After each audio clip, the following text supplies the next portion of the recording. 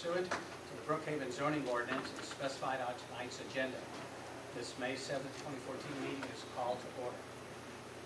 As a way of introduction, I'll call the roll and have each commissioner acknowledge their presence. Commissioner Shannon Cameron. Present. Commissioner Rob Francoeur is not here this evening. Commissioner John Funny. Present. Commissioner Jeff O'Connell. Present.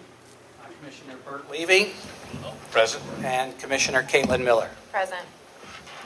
Let the record indicate that we have 6 members are present. Commissioner Francoeur is not here this evening, and we have a quorum, and we'll proceed. At this time, I'm going to ask everyone to be sure and turn off your cell phone or silence it, please. Includes me. Okay, I'm going to like to recognize Ms. Susan Cannon, Director of Community Development, is here from the City of Brookhaven. She's also the Assistant City Manager. We have Mr. Ben Song, Becky Apter, Rhonda Smith, and Bennett White is here this evening with us. There should be a number of copies of the agenda and related documents at the back of the room. And if you'll be making a comment this evening, it'll be necessary to complete a public comment card. So, and turn those in before you make a comment. Okay, this Planning Commission is established by the Code of Ordinances of the City of Brookhaven. Our purpose is to conduct public hearings on land use, zoning changes, code text amendments, and other related matters. The Planning Commission's actions are not final, but are not a final determination regarding the matters that will be before us this evening, but only a recommendation to the Mayor and the City Council of the viewpoint of this Commission. I'd also like to say that in making our recommendations, we do our utmost to balance the land use with the interests of the applicant, the neighboring community, and the entire City of Brookhaven.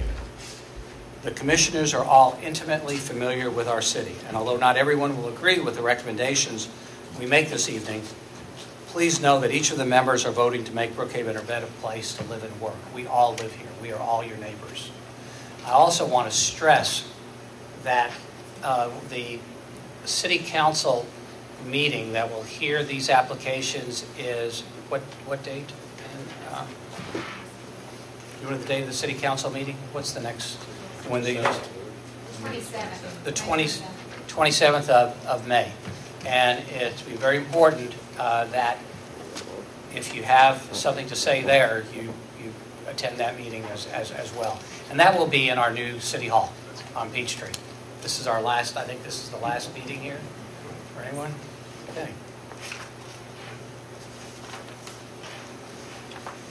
So before we take up the agenda, let me go through what the process will be. First, the city staff will present a summary of the item, the application itself, and then report any recommendations on the findings. Then we'll ask the applicant or the applicant's representative to come up, and they'll have 10 minutes. You can use all 10 minutes up front if you like, or you can use a portion of it and reserve part of it for rebuttal after public comment. We'll then have public comment. There'll be 10 minutes for those in support of the application and 10 minutes for those who oppose the application. Again, as I said earlier, each speaker will need to submit a comment card before they speak. And when you come up, we'll ask you to speak into the microphone so that they can record it, and to give us your name and your current address to tell us where you are. If you're, be aware that others will need time if there's a crowd. Doesn't look like there will be tonight, but one never knows. So we ask you to limit. If you're doing public comment, we'd ask you to limit your time to no more than 3 minutes. Just be respectful. We want to hear what you have to say. We want you to tell us and give us your point of view. We want you to let us understand why you've drawn that conclusion. So we want everyone to be heard. So just be respectful of that.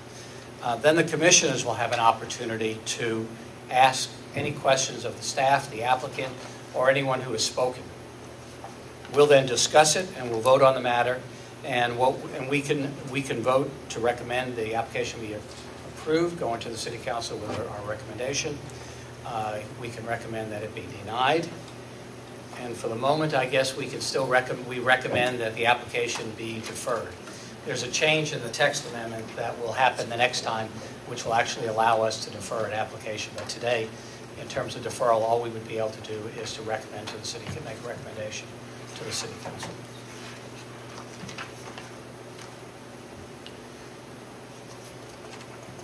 Okay, so we've called the roll. We know who's here. And first item on the agenda is approval of the minutes. So we're looking for approval of minutes of the March 31st, 2014 Planning Commission work session minutes. Do I have a motion on that? It should be in your packets. A motion to approve the work session meeting minutes. Second. Okay, we have a motion, a second. Is there any discussion on that? All in favor of approving the work session minutes, signify by saying aye. Aye. Aye. Any opposed? No? Okay, item number 1 is done. Second item is approval of minutes of the April 2nd Planning Commission regular meeting minutes. I make a motion that we approve the Planning Commission regular meeting minutes from April 2nd, 2014. Okay, so we have a motion to approve. I'll second. Do we have any discussion? I have a discussion point. Okay. Susan and Ben, on the notes on page 5, where it lists that Alan Cole, president of Oak Forest Neighborhood Association, I thought that was established that they don't have one. And I don't know if it's worth having that taken out. Can you point, I'm looking on page 5, can you point to the... Page 5, it says those who spoke in support include, in the top third of the page. These are the regular minutes, not the work session. Back on page 5. I think that may have been how he listed it on the comment card. If that's the case, we can't change that. Okay, that's Okay. fine. All right. Okay, so we have a motion and a second. Okay. You okay? We have a motion and a second. Any more discussion?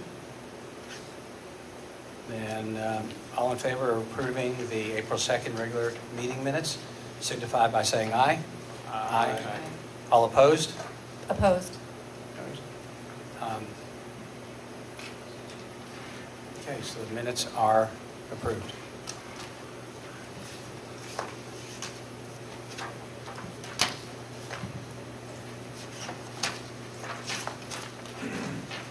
All right, so do we have any organizational and procedural items? Not at this time. Okay. Do we have any unfinished business? We do have one case that's unfinished from, the applicant is Mark Kick. The property is known as Nuts and Berries. Is this on? Can you hear me? I know it's awfully... This case will come back to you in June 4th. And I just want to note for the public that any item that's coming to the Planning Commission in June, on June 4th, the cycle is very quick in June, and that those cases will then go to the council on June the 10th. So just let me repeat that one more time. Any case heard by the Planning Commission on June 4th will be heard by the council on June the 10th.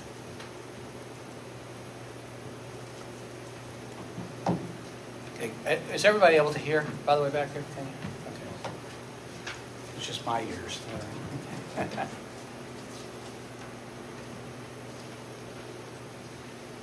All right, so we have three applications this evening under new business. So first is ordinance ID 1365, RZ 14-05.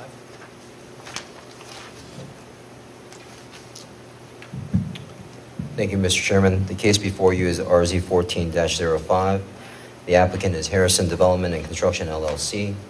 The property location is 1355, 1357, and 1363 Fernwood Circle, 18th District, Land Law 238. The property is currently 1.38 acres in size. The applicant has requested to rezone the property from R75 to R60 to develop a 3-lot single-family district lot into 4 single-family detached subdivision. Essentially, with the rezoning request to 4 lots, the density would result in 2.9 dwelling units per acre. As you can see from the location map, the subject property abuts right up against the overlay district, which is highlighted by that blue line, In addition to that, across the street from Fernwood Circle, there's a higher density townhome development that's currently in existence, along with to the north the C1 zone property, which is currently the apartments at 1377, and directly on across from that, again across Fernwood Circle, is the Brookhaven apartment complex that's currently in construction. Based upon the request, I'm sorry, where was that one? The last one? Under construction? You would say to the northwest. Okay. Okay. Which is comprised of the multiple lots that are various zoning districts, OI, RM75, and R75. Thank you. And with the request to R60, the requested lot size would exceed both the R75, which is the current zoning classification of the property, as well as what they're proposing in the R60. R75 requires a minimum square footage of 10,000 square feet. R60 requires a lot area of 8,000 square feet. What the applicant is proposing, the smallest would be around 12,632 square feet, with the largest being 16,552 square feet. So it would both far exceed the requirements for the R75 zoning district. The major reason as to why the applicant has made this request, they are short of 12 feet of frontage along Fernwood Circle. That would limit them from having the ability to subdivide the property without going through a rezoning into 4 lots.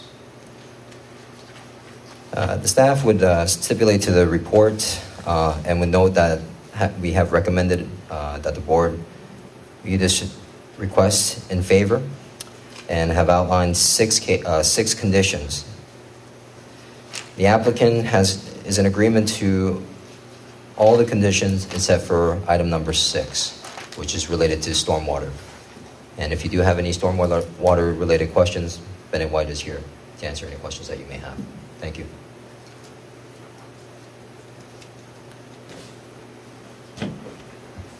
Why don't we, Ben, would you just read number 6 so that everybody can hear exactly what it says, if you don't mind. Condition number 6 states, development within the rezone area shall include stormwater management facilities that comply with the Georgia Stormwater Management Manual, stormwater runoff quality standard, and that provide peak flow attenuation of this 2-year through the 100-year return frequency storm events. Okay, great. Thank you. I appreciate it. I just want to make sure everybody. Okay, and with that, what I didn't say is we are opening the public hearing. Public hearing is open. So we'll ask the applicant to come up. Yes, sir. So you are. Good evening. I'm Shay Roberts, and I'm here on behalf of Harrison Development and Construction, LLC. Scott Hudson, one of the principals, is also here with me this evening, should you have any questions directly for him.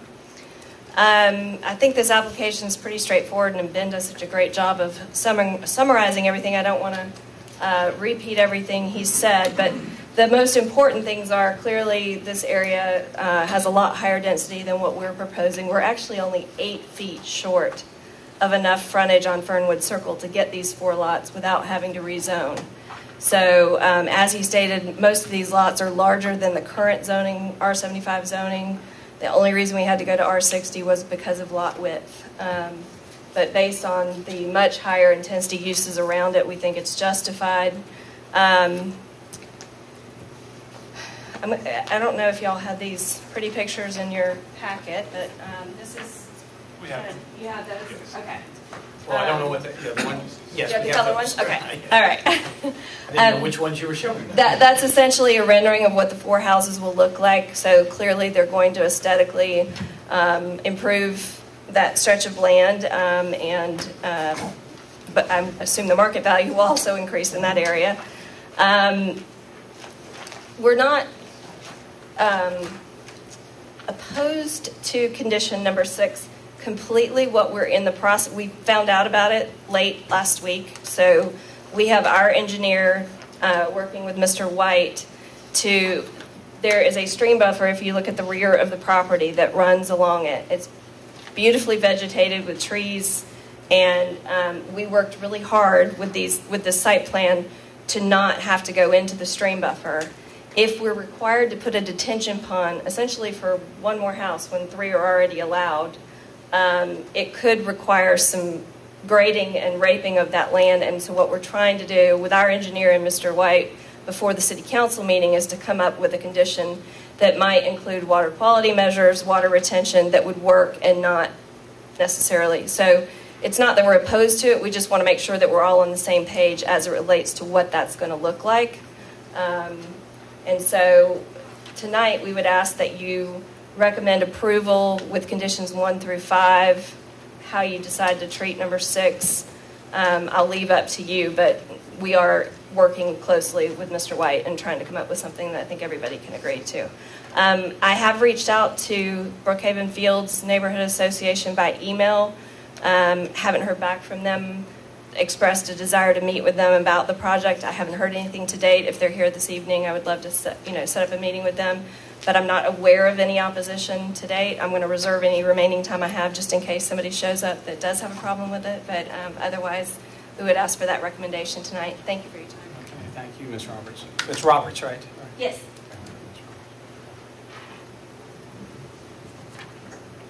Okay, so do we have any comment cards? Does anybody I have no else? comment cards. Either for or... Oh. That's why we ask. Comment card approaching. That's not a question. Well, All all right, and it's in support of or in opposition to? Well, supportive with conditions. I have a question. My name is Okay, and then we'll ask you to just introduce yourself. Okay, my name is Mickey Roberts, no relation. I live directly across the street on Fernwood from this property. I'm in 1350 Fernwood Circle, Atlanta. My question, again, I'm sorry I'm late. I had court tonight and I'm late. But the question is, what, if anything, are you guys going to do with those large trees that front Fernwood? You have to address the commission. Your question has to be... Okay. What is the developer proposing to do with the large trees that are on Fernwood Circle?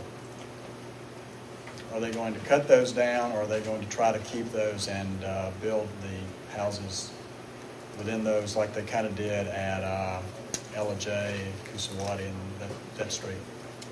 That's my question. Thank you. Okay, thank you. Anything? No more comment cards. Okay, so I guess we can close the public hearing on I'm sorry. Oh, rebuttal. That's Rebuttal. right. I'm out of practice. What? We did this 30 days ago. Ms. Roberts, do you have anything you'd like to say, or use the remainder of your time? You don't have to. I think we're good. I mean, it's hard for us to, looking at the site plan, you can see where the trees are. Are you talking about along the front? No. Yeah, just address everything. Come on up and you need to address us, please. I'm sorry. I know it's a little bit still, it feels kind of strange. You just can't ask somebody directly.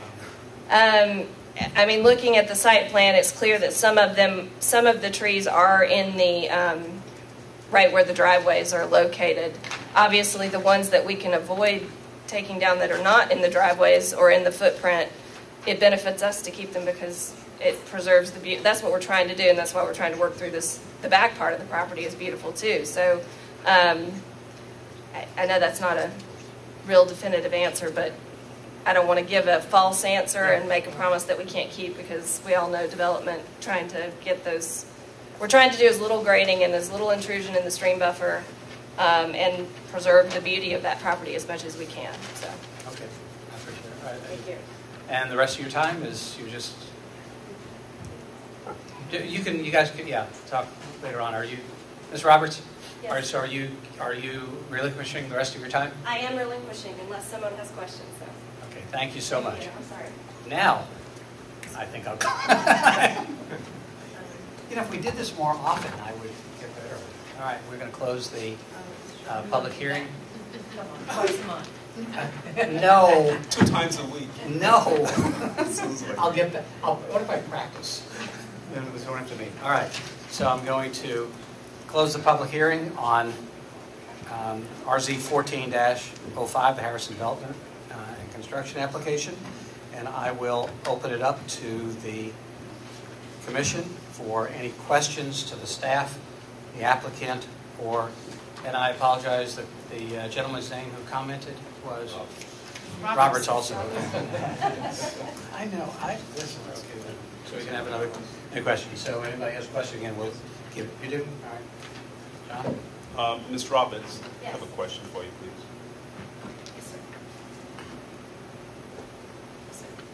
First, thank you for representing your applicant, and thank your applicant for building in beautiful Brookhaven.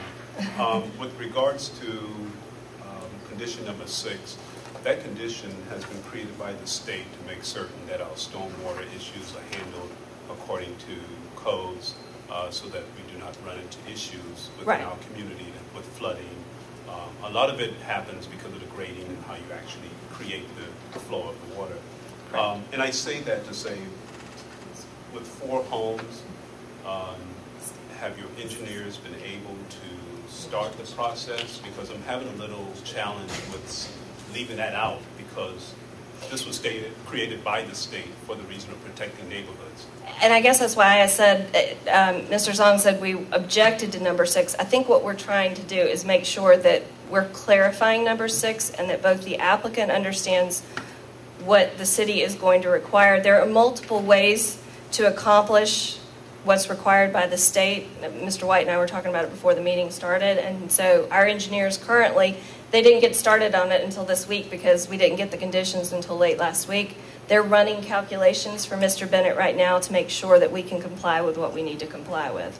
So the problem is that if we can't comply, all of those trees at the back, it could intrude into the stream buffer, so we're trying to balance all of those things right now. I understand we understand we have to comply. We just want to understand what their meaning of that is and what our meaning is. I understand the importance of trees. I love trees also, but I'm also concerned about how the water is going to be affecting the neighborhood as a whole. Right. Would it be appropriate that you defer, because, and this is just a question, you don't have to say yes or no, would it be appropriate for you to defer this until we have all of the engineering studies that clearly delineates where the stormwater issues would be and what's needed from a state perspective? Well, I don't know that I think we need a whole month's deferral. I mean, if y'all feel more comfortable approving it as is, I think Mr. White has asked our engineer for what he needs to get to a resolution or to figure out if there is a resolution, and we plan to provide that this week. So I hate to defer it another whole month when it may not change from that. I don't know. We just need clarification. Well, we don't have that information in front of us. So I would think that for us to address that or to respond to it, we would need to have it in front of us to be, if you ask him not to include it, then if we approve it, you can move forward and do it if you would like to or not. But I would like to see it as a part of the condition, but I think you need to do your due diligence to understand what's required from the state perspective. I think, okay. Mr. Chairman, if I may, Mr. Funny, depending on what the board is inclined to do, if your options are to recommend deferral, recommend denial, recommend approval with conditions, or you can recommend approval with all the conditions. So in any event, the staff feels strongly that condition number 6 should be included. Yeah, and I guess I'll reserve my question, but at some point I'm going to ask Mr. White to come up and help explain the city's position. But I want to get through everybody else. Yeah, I understand. Okay. Anybody else? Yeah. Well, first, I want to echo the concerns as far as the stream buffer and the retention issues, because this neighborhood has been plagued with a lot of problems when there hasn't been stormwater retention not been addressed in a proper manner. But also wanted to sort of piggyback as well as on the one question that was asked about the trees. This would go, I guess, to Ms. Roberts as well.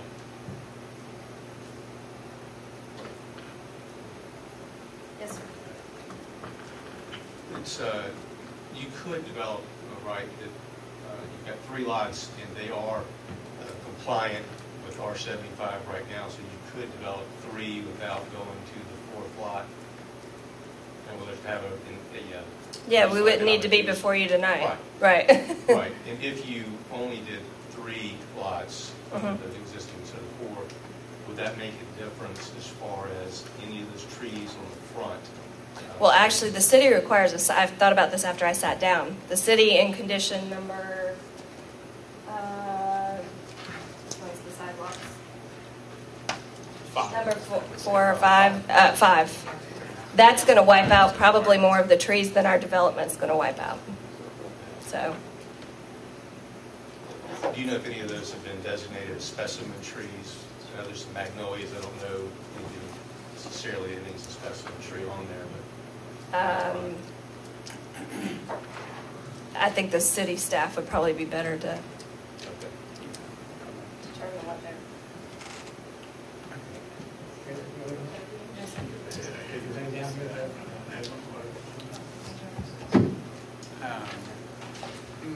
A couple of questions, I guess, for the applicant or Ms. Robert.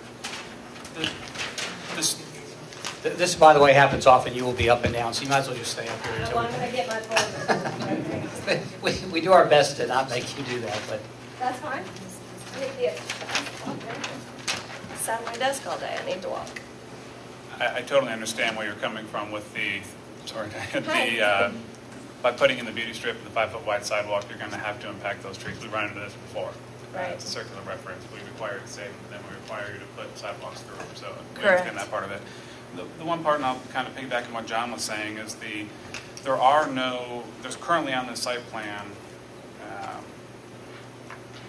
no exhibits or any sort of indications of water quality control, which is a requirement whether or not it's a detention pond or flow wells or anything. It just seems like it hasn't even been addressed in the slightest.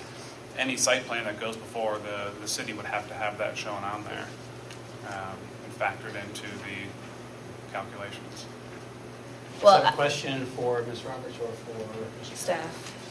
No, I guess Ms. Roberts. I mean, typically we don't submit fully engineered drawings at the rezoning process because that's really expensive. There is a note on here that stormwater management requirements will be met on the site plan. Sure. I can tell you that one of the alternatives that they're looking at are water quality measures, what do you call them? Flow wells at the back of each lot.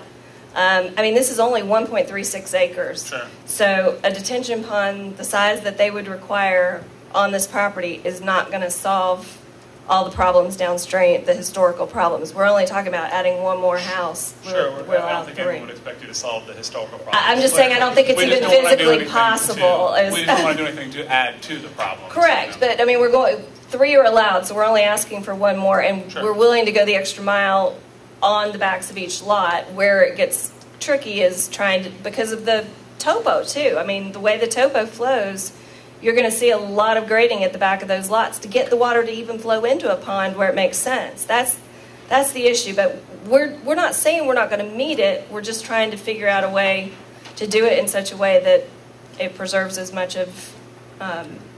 One more question, I'm sorry. Do you anticipate having to go before the Zoning Board of Appeals to seek any variances for this?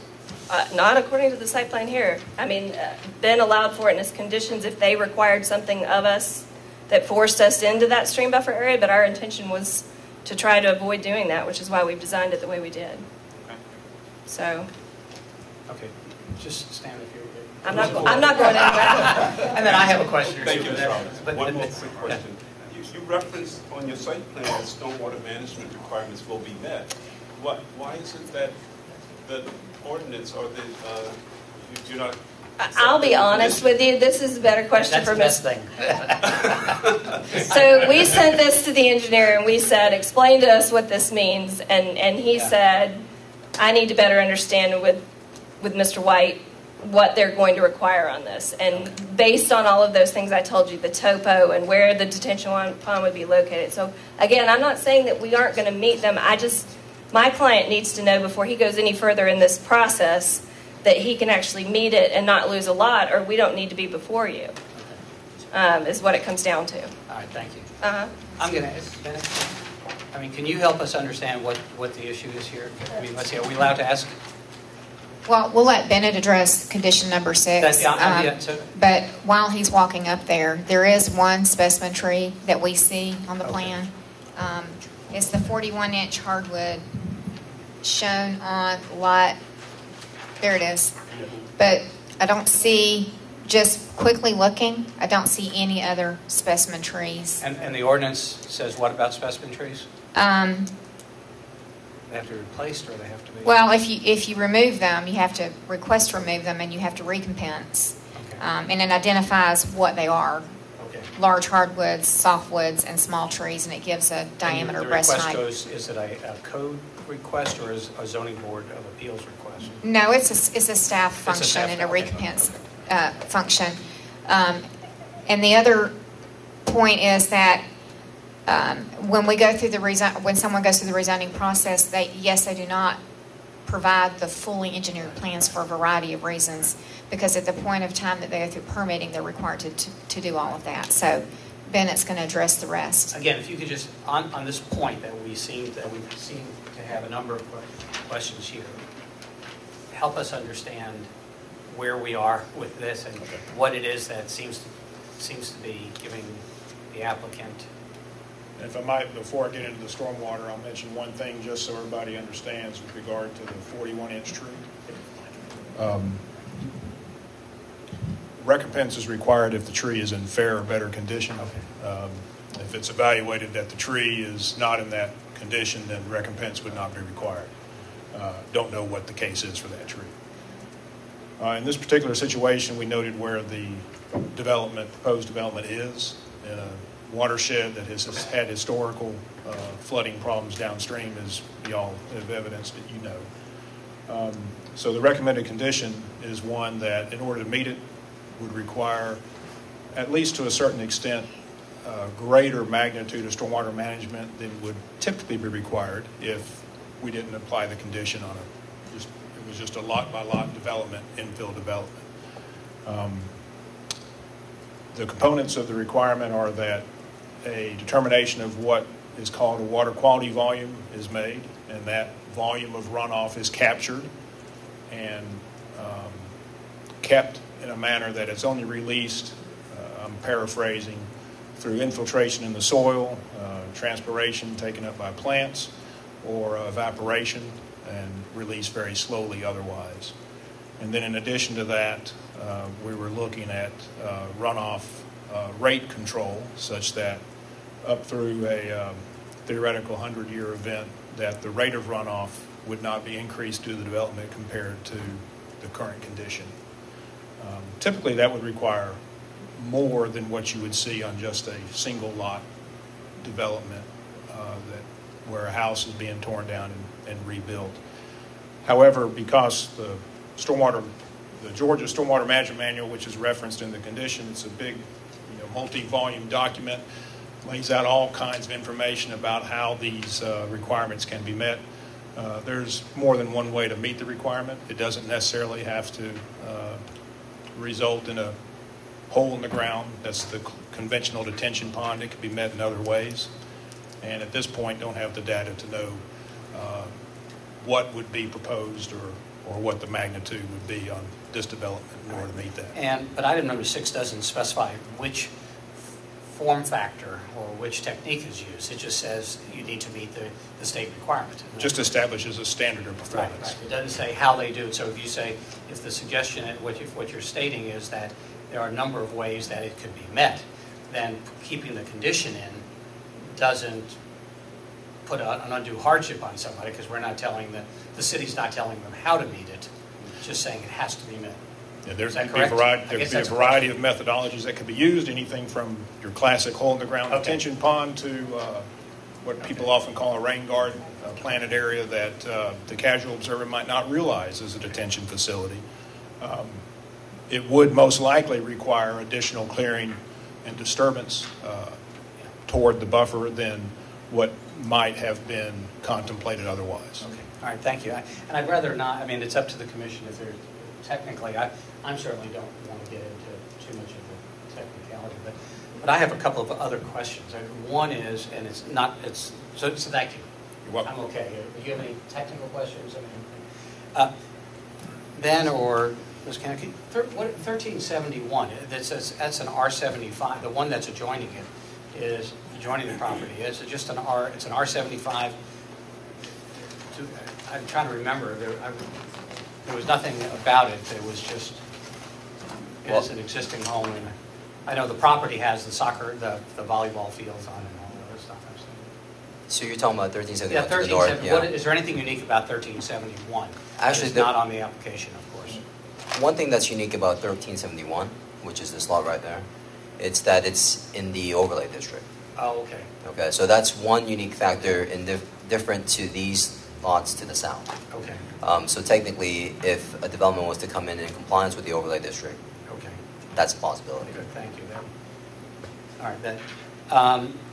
We've already asked the question, I appreciate that, about whether there were any variances, and there are no, as I understand it, there were no variances. You're not foreseeing the need for any variances.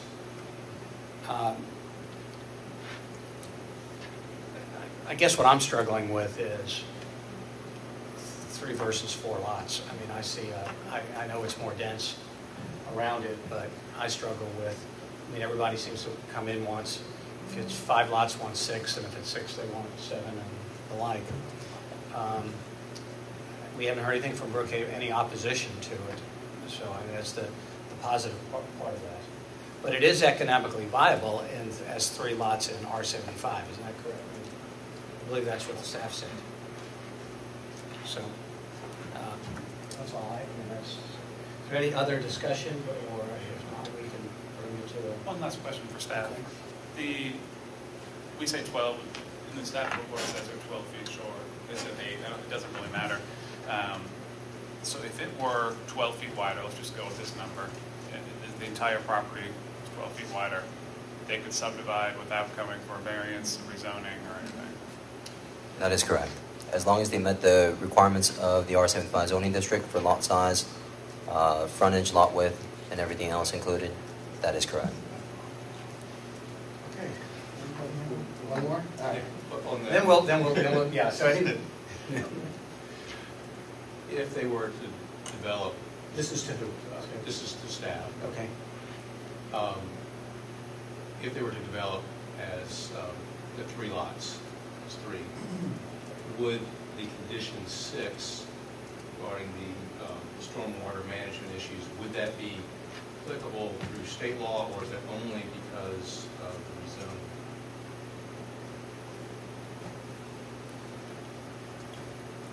The ordinance we have that addresses stormwater management issues, if this was not coming in for a rezoning, it was just being redeveloped on a lot-by-lot basis, establishes a criteria which, on a single-family detached residential lot, lot-by-lot development, if the proposed development crosses a certain threshold, then there would be a stormwater management requirement of the lot, and if it doesn't, then there would not be that requirement.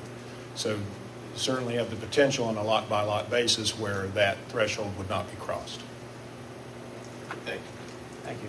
Appreciate that. Well, I'm going to, if there's nothing else, look for a motion on RZ 14-05. Mr. Chair, I'd like to make a motion that we approve RZ 14-5 with the 6th condition as listed and recommended by staff. Not just with the 6, but with all 6 conditions. With these 6. I'm sorry. Okay, Yes. thank you. You're old. With all 6. That's why. It's okay. Yes. That's why I appreciate you saying that. I can hear it. I've been here. All right, so we have a motion on the floor. Second. We have a motion and a second. Do we have any discussion? I guess I'll just reiterate that on this motion, I think there's a lot of positive aspects to it. I'm just troubled by the continued increased density. In here. All right, so all in favor of approval of RZ 14-05 Harrison Development as moved, signify by saying aye. Aye. All opposed? So the motion passes. I'm sorry, what did we do? You're an aye, so we have 4 to 2. Okay. I know. All right, motion passes.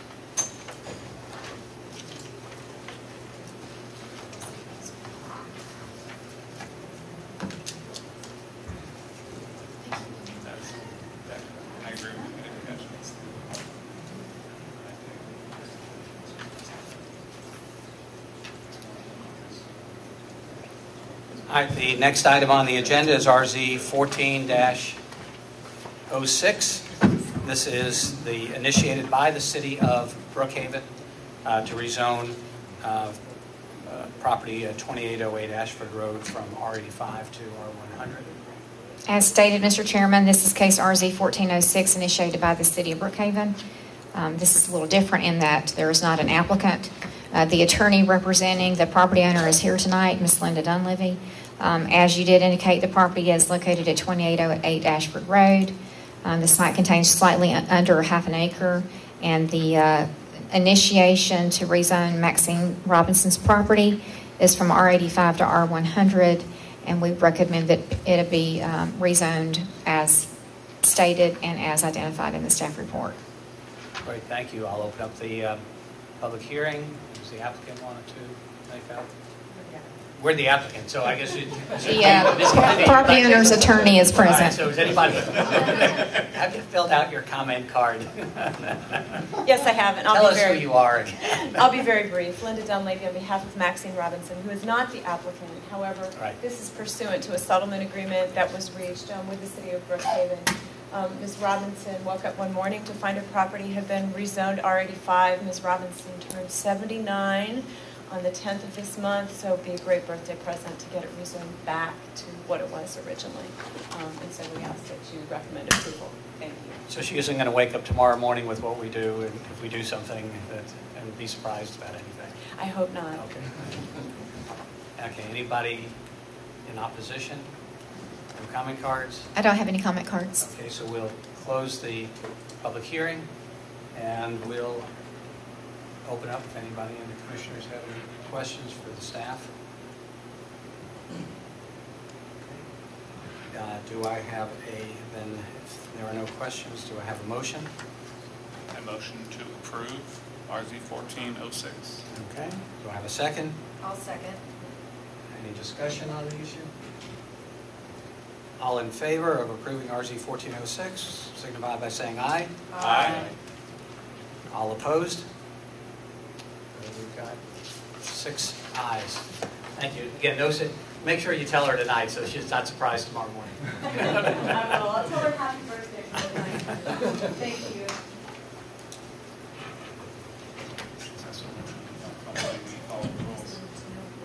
There's nothing. Okay, the next item on the agenda, we're just moving right along here, is a special land use permit, SLUP 14-02 from the Piedmont School of Atlanta. Ben? Thank you, Mr. Chairman. The case before you is SLUP 1402. The property is located at 1330 North Druid Hills Road, 18th District, Land Law 201. The subject property is 6.233 acres in size, currently zone R75, and is currently occupied by the Brookhaven Boys and Girls Club. The special land use permit has been requested to the board, to the Planning Commission, I apologize, for a private school, in this case the Piedmont School of Atlanta, to locate a school for children with autism. Essentially, currently, the applicant has stated that they have 4 in enrollment. They're looking to increase up to 32. It hasn't been specified as to when they would reach that capacity. Essentially, they're not proposing to increase or requesting to construct additional infrastructure to the property. They'll be using the existing classroom space that's located there. The staff would note that for a private elementary school, it does require an acreage size of 5 acres, which they are currently in compliance with. And based upon our review, staff will stipulate to the report and has recommended that the Planning Commission vote in favor of this request, and has listed one condition, and I'll read that out for you. Specifically, the use of the subject property shall be limited to a private elementary school for children with autism, in addition to the existing use of the property by the Boys and Girls Club. Thank you. Okay, thank you, Ben. So, we'll open the public hearing, and the applicant. Hi, my name is Jeff Chisano. This is Walt Deriso. We are board members of the Piedmont School of Atlanta. We're also both parents of children with autism. I hope all of you are familiar with autism. If you're not, it's a neurological disorder that affects children, usually diagnosed, hopefully, within the first 3 years of life. Sadly, though, many children are not diagnosed until about age 5. Centers for Disease Control and Prevention does give out prevalence data rates for autism. Every 2 years, they update that data. We have sadly seen an increase in the prevalence of autism. 2008, it was 1 in 150 children. 2010, it was 1 in 110. 2012, 1 in 88. And the most recent numbers from April were 1 in 68. With the numbers telling us that it affects 5 times as many boys than girls, and the numbers for boys then is 1 in 42. So the Piedmont School of Atlanta is a private elementary school for children with autism. The curriculum designed to try to meet those children's needs, both on the academic side as well as social and emotional curriculum with measurables such that those children can go on and be as productive members of society as they possibly can. My name is Walt Darris. I want to thank you, the Commission, for the opportunity to come before you. Thank you for Mr. Song, working with our head of school, Dr. Catherine Trapani, to make it this far. This has been a project that a number of us have worked on for many years in collaboration with the Boys and Girls Club, and I did want to mention that. We've had a long-term relationship with the leaders. They're fully supportive. This offers great opportunity for us to locate in the existing space with no changes. Beginning next year, there'll be programming activities with the kids who come in the Boys and Girls Clubs afterwards that will allow us mentorship opportunities for their kids to come in and work, and then also some tutoring exercises where our teachers and staff would work with Boys and Girls Clubs. So we really think it's a great community benefit. The library is nearby. There are a number of things where we can get our kids out in the community. Again, it's something that has to be very small by design because the instruction level is so specific for each child. So thank you. With that, we'll yield to any questions. Thank you. Any comment? Thank you. Thank you. Any comment cards? No comment cards in the floor again. So with that, we'll as the applicant, why can't you get to rebut anything that you said? I want to give you all the time. each other? Well, no, I mean, I appreciate it. We certainly appreciate what the schools like yours do. All right, so with that, we will close the public hearing and let the commissioners, if anybody has any questions for the applicant or the staff. I've got a question. This is for the applicant. First of all, obviously what you're doing is a labor of love. And I know it's a lot. You have a child suffering that you want to do everything you can.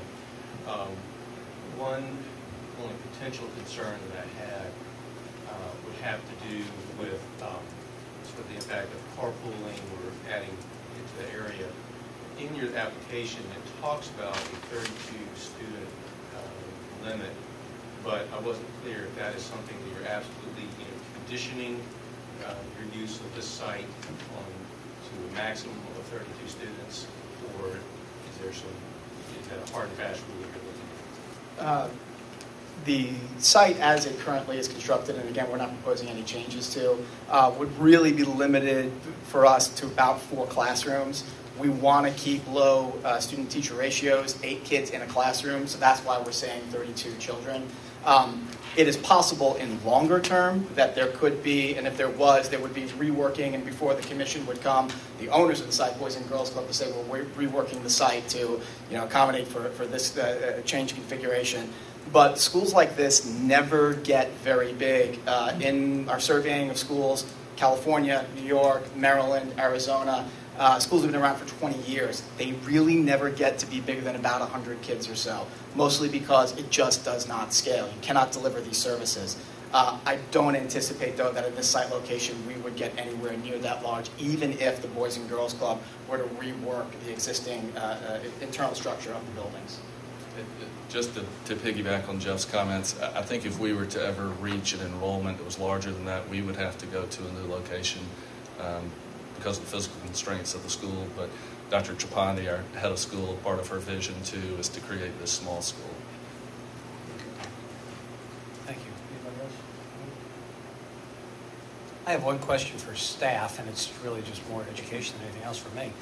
You said that elementary schools require 5 acres as a minimum.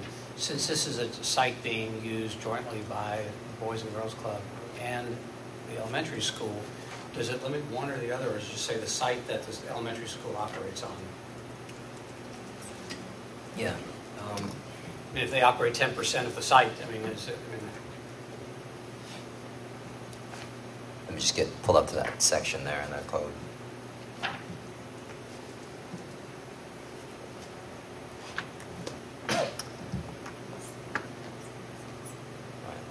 I mean, it doesn't necessarily pertain to a specific portion of the property being used for a certain use. I mean, this is coming before you because it's a request for a special land use permit specific for a private school in conjunction with what is currently existing there.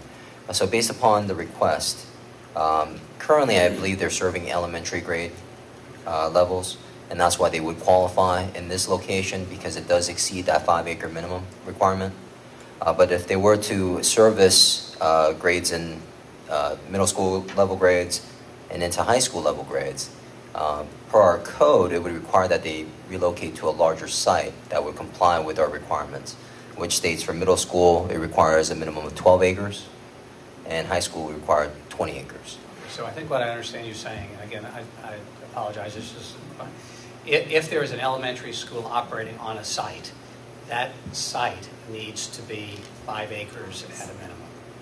In this particular case, yes, that is correct. For a private school in particular, to this property, yes. Okay, thank you. Again, it was just, any other questions? Then I will, if there aren't, then I will close the public hearing portion. I guess I did already. And entertain a motion on SLUP 14-02. I'd like to entertain that we approve SLUP 1402 with staff's one condition. Second. Okay, we have a motion to approve and a second. Any discussion on this issue? Okay. All in favor signify by saying aye. Aye. All opposed? Okay, SLUP 14-02. Good luck. Thank you.